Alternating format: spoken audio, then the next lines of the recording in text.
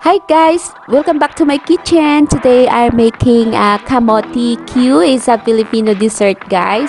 The ingredients we need is kamote. I already peeled this one, guys. We have only to slice in a desired you want. You can do it by circle, but I use like this one, guys. It's like the thin. You can do also more thicker, but it's up to you guys.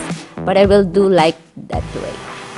So just only keep on slicing and then like this one, guys, and then sit aside. And then after that one, we have to fry, guys. You can deep fry, but I will use only little oil. And then we need also the sugar for that one, guys. So now we put already our oil, not too much oil, guys. And then after the oil is already heated up, you have also to prepare your like strainer to strain the oil on the kamote cube, guys.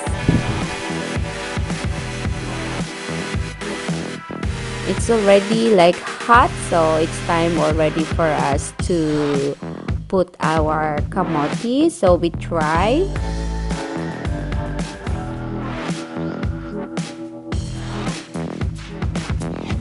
Now it's already time, guys. Just only put, and then we have to wait until like golden brown, and then flip it up, and then same procedure on the other side also, guys. This one is so easy, guys. You can make also as what do you call this one, business, and it's so already, now it's already brown, so we already flip it up. That one is already okay, so we have to drain the oil, and later on we will put it again on the oil, guys. So keep on going, everything like little brown. This one is, kids will love it because it's not really sweet and it's sweet.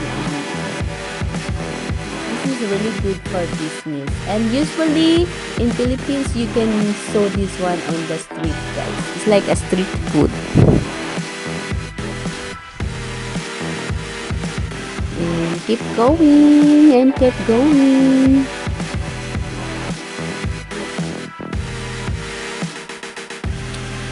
So now it's already done everything, so we have to take out everything and drain the oil, guys.